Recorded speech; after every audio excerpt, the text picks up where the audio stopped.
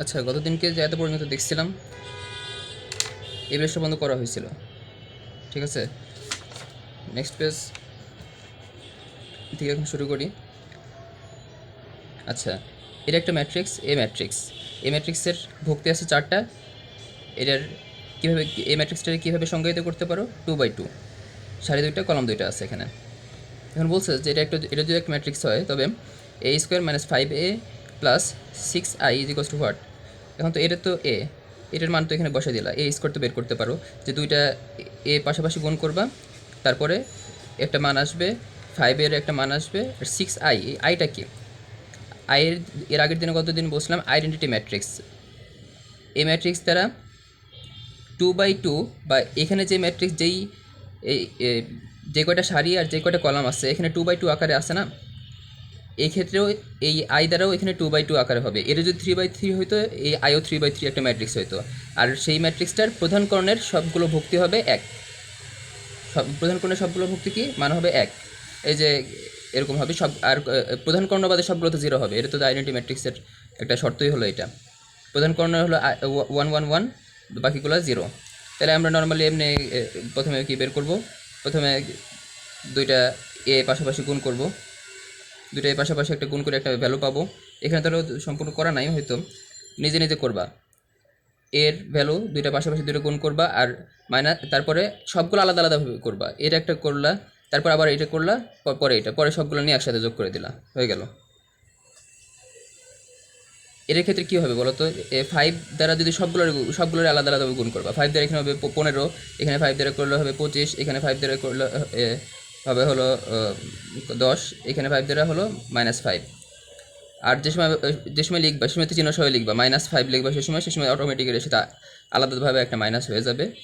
এই ক্যালকুলেশন করে দেখবা অ্যান্সার চলে আসবে একটা। ঠিক আছে, নিজে করবা।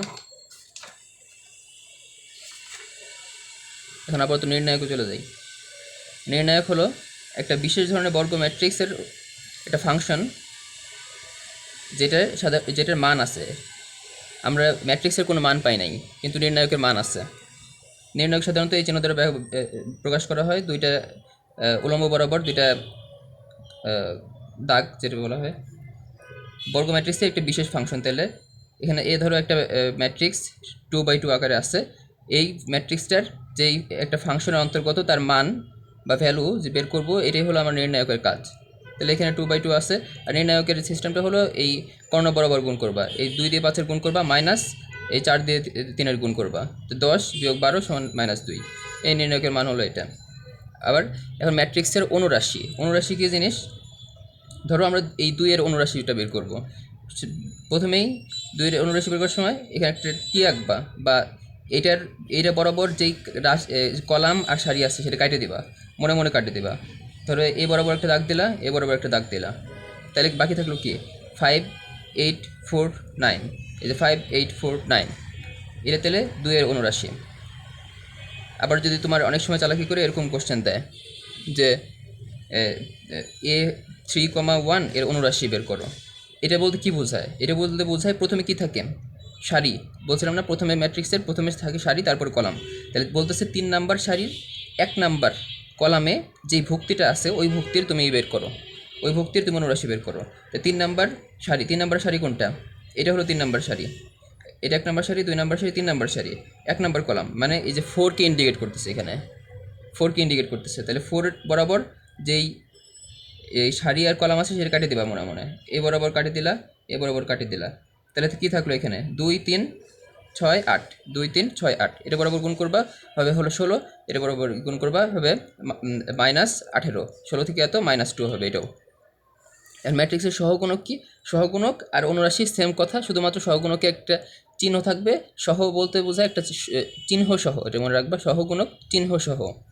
তাহলে এখানে ধরো 2-এর সহগুণক বের করতে চাচ্ছি, তাহলে 2-এর সহগুণক কীভাবে বের করা যায়? মনে রাখবা ম্যাট্রিক্সের প্রথমটা থাকে প্লাস, একটু নর্মালি মনে রাখবে, এরকম একটা সূত্র আছে যে মনে রাখবে, তবে দরকার নাই, এটা একদম সিম্পল কথা। প্রথমে থাকবে প্লাস, তারপর minus, plus minus, plus minus, এরকমভাবে থাকে।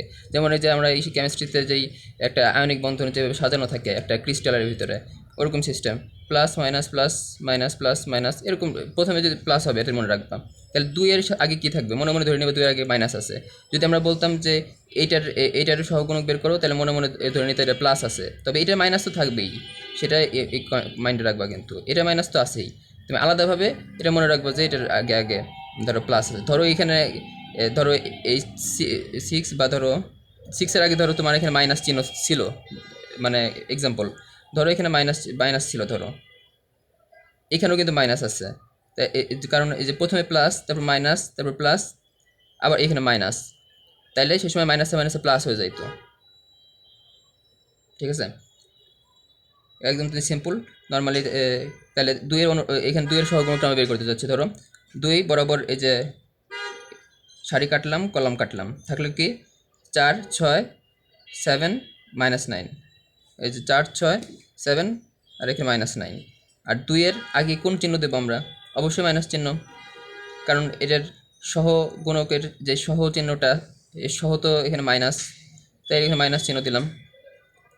পরে ক্যালকুলেশন করবা, এটা কত হবে, এখানে হবে হলো -36, আর এখানে হবে -42। আবার ক্যালকুলেশন করে যেটা হবে ওইটা আবার মাইনাস দ্বারা গুণ করবা। 2/2 এর সহগুণক, 2/2 এখানে তো বুঝছোই ওইটা, ওই যে কী অর্থ বহন করতেছে, এটা এটা এটা প্রকাশ করতেছে যে 2 নাম্বার সারির 2 নাম্বার কলাম, এই যেটা আছে 2 নাম্বার সারির 2 নাম্বার কলাম, এটা মানে 5 বরাবর এইভাবে একটা দাগ দিবা, এইভাবে একটা দাগ দিবা, থাকলো কি 1, 3, 7, -9। এটারও ধরো বের করে ফেললা। এটা আগে কী চিহ্ন হবে বলো তো? অবশ্যই পজিটিভ চিহ্ন।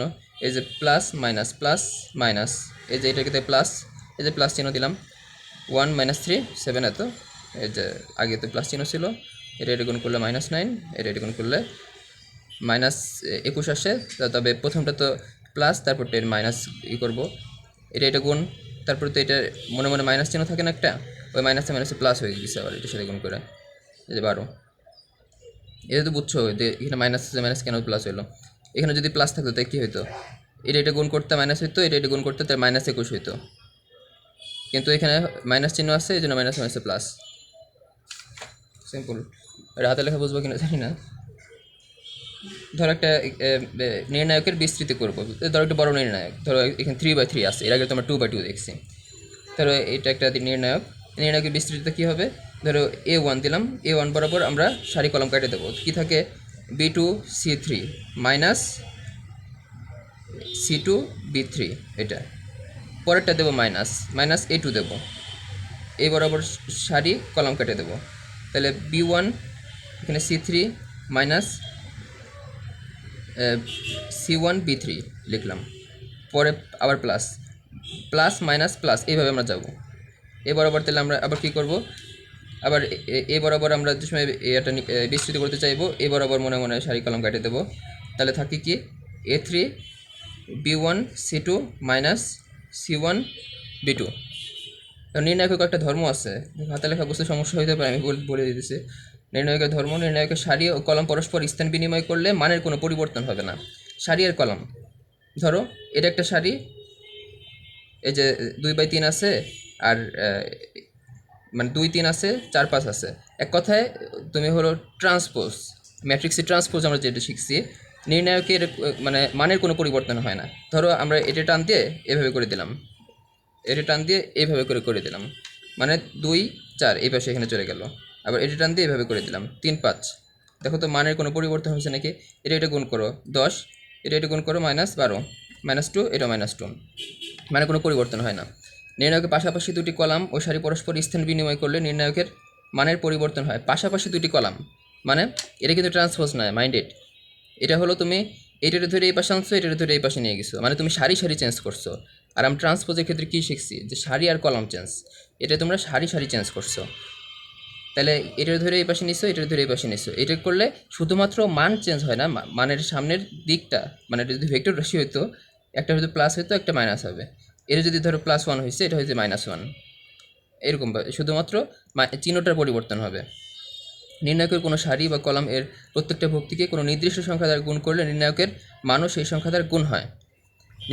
ম্যাট্রিক্সে আমরা যেরকম ইয়ে করছিলাম যে 5 দ্বারা গুণ মানে সব একটা ম্যাট্রিক্সের সমগ্র সব ভুক্তির এই 5 দ্বারা গুণ, কিন্তু নির্ণায়কে এরকম না। নির্ণায়কে তুমি কোনো কিছু দ্বারা গুণ করলে ওইটা শুধুমাত্র একটা নির্দিষ্ট সারি বলে তোমার ইন্ডিকেট করে দিতে হবে, এত নাম্বার সারির কে তুমি 3 দ্বারা গুণ করছো, বা এত নাম্বার কলামকে তুমি 4 দ্বারা গুণ করছো। এটা যদি করো তাহলে তোমার নির্ণায়কে যে মানটা আসবে ওইটা নির্ণায়কের টোটাল মানের সাথে যে সংখ্যাটা গুণ করছো ওইটা গুণ করলেও সেম মানই আসবে। হয়তো মাথার উপর দিয়ে গেছে, এটা ক্যালকুলেশন করলে এমনি বুঝবা, এটা তেমন আহামরি কিছু না। ধরো এখানে একটা ম্যাট্রিক্স আছে 2 3 1 4, এটা গুণ করলে কত হয় 8, এটা গুণ করলে কত হয় -3, তাহলে দিলাম 5 দিলাম। এখন আমরা যাচ্ছি যে এটার এই প্রথম কলামটারে 5 দ্বারা গুণ করব। 5 দ্বারা গুণ করলে কত হয়, এটা 10, এটাদের 5 দ্বারা গুণ করলে কত হয় 5। এখন তুমি আবার ক্যালকুলেশন করো, এখানে 10 10 আছে না, কত আসছে এখানে 10। আচ্ছা দাঁড়াও,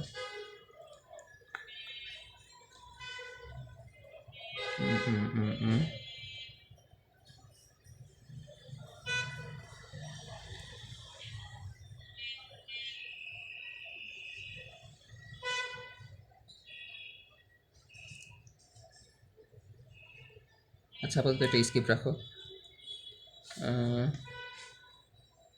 আপাতত স্কিপ রাখি, অন্য একটা ভিডিওতে বলে দেবো না, বেশ লাগিয়ে ফেলছি। সে যাই হোক, ধর দ্বিতীয় কলমটা আমরা এম দ্বারা গুণ করছি, এম দ্বারা গুণ করছি, তাহলে কী হবে এখানে 2 3m, দ্বিতীয় কলমটা আমরা এম দ্বারা গুণ করতেছি, এখানে 1, এখানে 4m, এটার অ্যান্সারও তাহলে 5m হবে। ও ও ঠিক আছে ঠিক আছে, এটাও ঠিক আছে। এটাতে আমরা কী করছিলাম, এখানে 5 দ্বারা গুণ করছিলাম, তাহলে 5 দ্বারা গুণ করলে এখানে কী হয়েছিল 10, এখানে 5 দ্বারা গুণ করলে হয়েছিল 5। শুধুমাত্র আমরা একটা কলম নির্দিষ্ট কলমটা গুণ করতেছি, আর এখানে 3 এখানে 4, তাহলে এখানে যদি আমরা 10-এর সাথে এটা গুণ করি কত হবে 40। এটাতে আমরা 5 ছিল না, 5 গুণ 3 কত -15, কত হয় 25 হয়, এই যে 25। এখন আমরা মূলত এটা দিয়ে কী দ্বারা গুণ করছিলাম, 2 আর 1 রে 5 দ্বারা গুণ করছিলাম, এই যে মানটাই পাইছি এটার সাথে আমরা 5 গুণ করব, এই মানটাই পাই গেছি আমরা, বুঝছো। আমি বুঝতেছিলাম না এখানে 25 থেকে 5 এই 5 দ্বারা গুণ, এটা মনে ছিল, খেয়াল ছিল না। এই যে এখানে যেটা বলছি যে ম্যাট্রিক্স হলে 5 দ্বারা গুণ করলে সকল ভুক্তিকে বোঝায়, কিন্তু নির্ণায়কে একটা নির্দিষ্ট কলাম বা নির্দিষ্ট সারিকে বোঝানো হয়। আপাতত এগুলো দেখা লাগবে না। আচ্ছা, আর এটা একদম মানে এমসিকিউতে এটা মাঝে মাঝে আসে, নির্ণায়কে দুইটা সারি আর কলাম যদি অভিন্ন হয়, মানে দুইটা সারি আর কলাম যদি সেমই হয়, তাহলে তুমি চোখ বন্ধ করে বলে দিবা যে নির্ণায়কের মান হলো 0। ধরো একটা নির্ণায়ক আছে এখানে A1 A2 A3, নিচেরটা ধরো A1 A2 A3 আছে, তারপরেরটা ধরো এটা ধরো চেঞ্জ আছে, এটা ধরো তোমার A5 A7, এটা ধরো A9, এরকম আছে। শুধুমাত্র দুইটা যদি তোমার অভিন্ন হয় তুমি ডিরেক্ট বলে দেবে এর মান হবে 0। এটার ক্ষেত্রে ধরো 0, এটাতে একটু বড় হবে, এই জন্য এটাতে সহজে বোঝানো যায়। এটা গুণ করলে হবে 30, এটা 30 মাইনাস শেষ।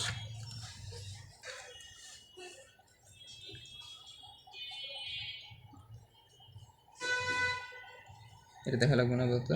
আচ্ছা এটা দেখো, ব্যতিক্রমী ম্যাট্রিক্স। একটি বর্গ ম্যাট্রিক্সকে ব্যতিক্রমী বলা হয় যখন ওই নির্ণায়কটির মান হবে 0। এক কথায় একটা নির্ণায়কের মান যদি 0 হয় ওইটা ব্যতিক্রমী ম্যাট্রিক্স, যে নির্ণায়কের মান 0 না ওইটা অব্যতিক্রমী ম্যাট্রিক্স। তাহলে পৃথিবীর প্রায় সকল ম্যাট্রিক্সও অব্যতিক্রমী ম্যাট্রিক্স। কিছু কিছু ম্যাট্রিক্স আছে যাদের মান 0, তাদেরকে আমরা ব্যতিক্রমী ম্যাট্রিক্স বলবো, মানে এক্সেপশনাল ম্যাট্রিক্স। তাহলে এক্ষেত্রে আমরা কী করবো, এটা ধরো একটা ম্যাট্রিক্স, এটা গুণ করলাম, এটা গুণ করলাম, এখানে ক্যালকুলেশন করে 0, আর যেটা 0 না ওইটাই অব্যতিক্রমী ম্যাট্রিক্স। এখন আসো এখান থেকে প্রশ্ন আসে বিপরীত ম্যাট্রিক্স, এটা নিয়ে বিপরীত ম্যাট্রিক্স বের করতে বলেন। বিপরীত ম্যাট্রিক্সে প্রথম কন্ডিশন হলো বর্গ ম্যাট্রিক্স হইতে হবে আর অব্যতিক্রমী হইতে হবে। অব্যতিক্রমী মানে কি 0 হওয়া যাবে না। 0 যদি হয়, 0 হলে কী হবে, 0 হলে তোমার এই মানটা 0 হয়ে যাবে। কোনো কিছু নিচে 0 মানে কি অসংজ্ঞায়িত। এই সিম্পলভাবে এই জন্য বুঝতে হবে যে ব্যতিক্রমিত হওয়া যাবে না, মানে অব্যতিক্রমী, মানে ব্যতিক্রমী হওয়া যাবে না। ব্যতিক্রমী হলে এটি 0 হয়, 0 হলে এর ইনফিনিটি মান চলে আসে, তাহলে আর কী হলো, এই জন্য ম্যাট্রিক্সটা অবশ্যই অব্যতিক্রমী হতে হবে।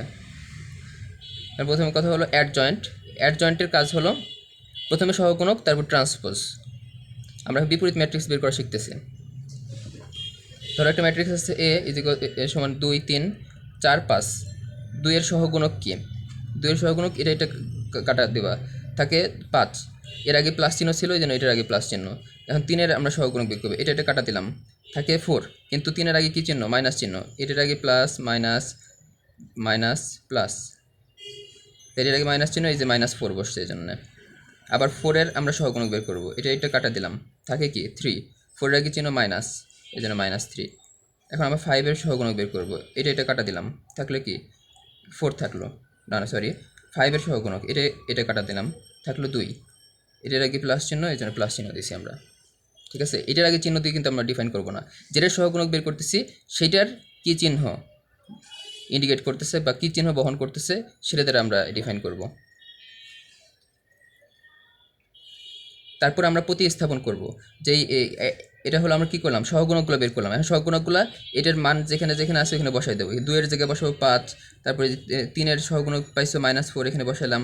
4 এর জায়গায় পাইছো -3, এই জায়গায় 2 পাইছো। এটা ট্রান্সপোজ করবো। এখন এটা ট্রান্সপোজ করে টান দিয়ে এখানে উঠাই দেবো, 3 এর উপর উঠাই দেবো, এখানে যে ট্রান্সপোজ হয়ে গেল। এটাই তাহলে আমাদের অ্যাড জয়েন্টটা বের হয়ে গেল। এখন অ্যাড জয়েন্টে তুমি যদি এই ম্যাট্রিক্সের মান দ্বারা ভাগ করে দাও, এই ম্যাট্রিক্সের মান কত? এই ম্যাট্রিক্সের মান হলো এখানে 10 বিয়োগ হলো 12। 10 বিয়োগ 12 মানে হলো -2। এটাই তোমার বিপরীত ম্যাট্রিক্সের অ্যান্সার। এটা আর কিছু না। এটা যদি তুমি এই যে এখানে কি বলছে, অ্যাড জয়েন্ট বের করতে হবে, তারপর ভাগ করতে হবে, সিম্পল কথা। এই যে এটা নিজেরাই করো, এটা তুলে রাখো। এটা হলো 3/3 আকার ম্যাট্রিক্স। আর এমসিকিউর ক্ষেত্রে শর্টকাট টেকনিক হলো তোমার যে প্রধান কর্ণের মানটা তুমি খালি উল্টাই দেবা। মানে এইখানে প্রধান কর্ণ হলো এটার 5-এর জায়গায় 2, 2-এর জায়গায় 5 বসাবা। আর যেই দুইটা মানে গৌণ কর্ণ আছে তাদের মান মানে তাদের আগে যে চিহ্ন আছে চিহ্নটা পাল্টাই দিবা, তাহলে তোমার অ্যাড জয়েন্ট বের হয়ে যায়। এটার সাথে 2/2 এর ক্ষেত্রে এটা করা যায়, এমসিকিউর ক্ষেত্রে 3/3 তো ক্যালকুলেশন করে বের করতে হবে। এটার ক্ষেত্রে শর্টকাট টেকনিক হলো এটার অ্যাড জয়েন্ট তাহলে কী হবে বলো তো? 5-এর থেকে এটা উঠাই দেবা, এখানে এটা উঠাই দেবা, আর এখানে -4 -3 দেবা। এই দেখো এটার অ্যাড জয়েন্ট এটা 5, এখানে ক্যালকুলেশন করে এটা বের করবা।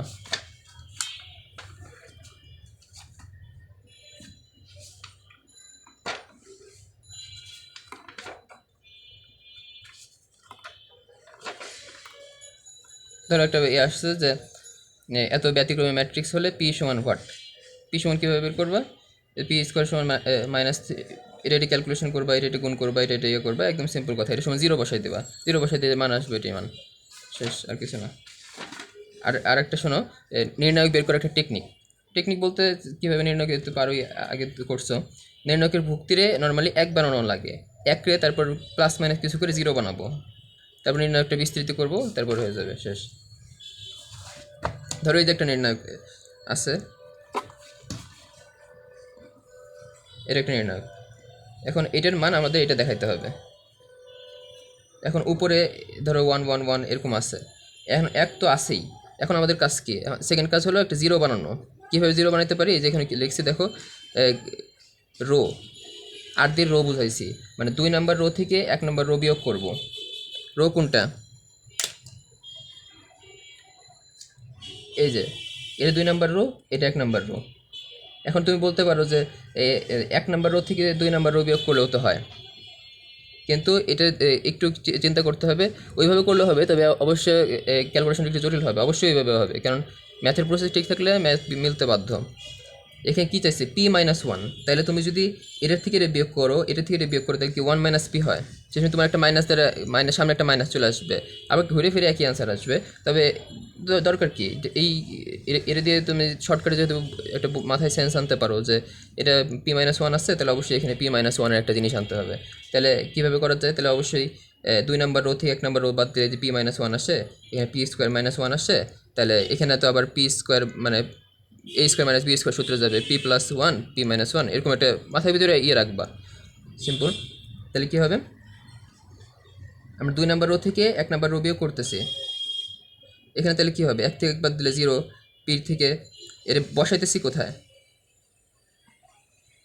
বসাইতেছি এক নাম্বার রোতে। আবার আমরা 3 নাম্বার রো থেকে 2 নাম্বার রো বিয়োগ করতেছি, বসাইতেছি কোথায়?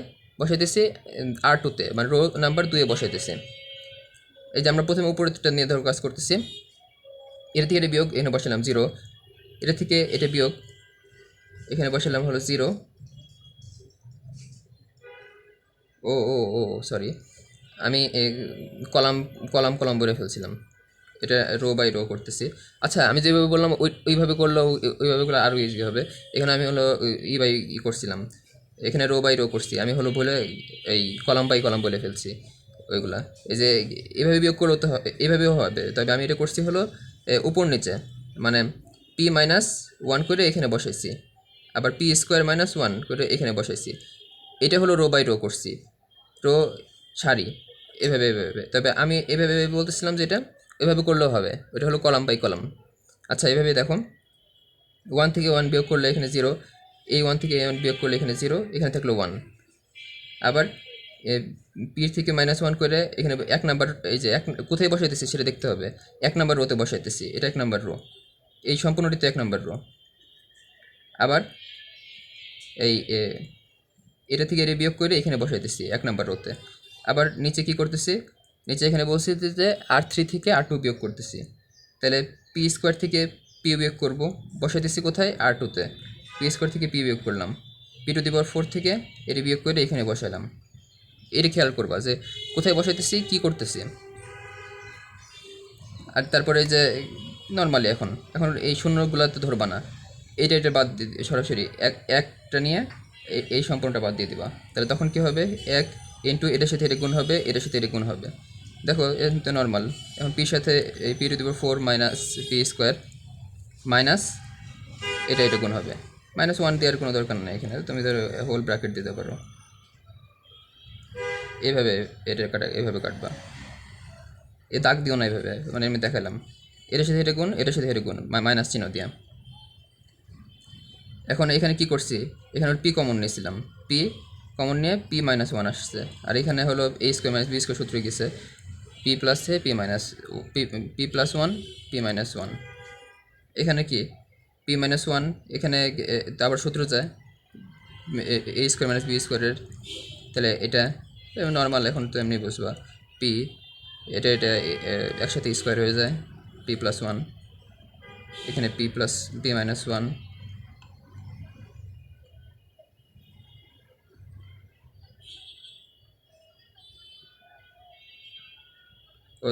উভয় পক্ষ থেকে আমরা স্কোয়ার কমন নিয়েছি একটা, কী করছি ধরো একটা মিনিট, ও এখান থেকে একটা পি কমন নিচ্ছি, এখান থেকে একটা পি কমন নিচ্ছি, এখান থেকে পি কমন যায় না, এখান থেকে একটা পি কমন যায়, দুইটা পি মিলে একটা p² হয়ে গেছে, p-1, আর এই যে p+1 হয়েছে এখানে, minus p p-1 whole square p+1।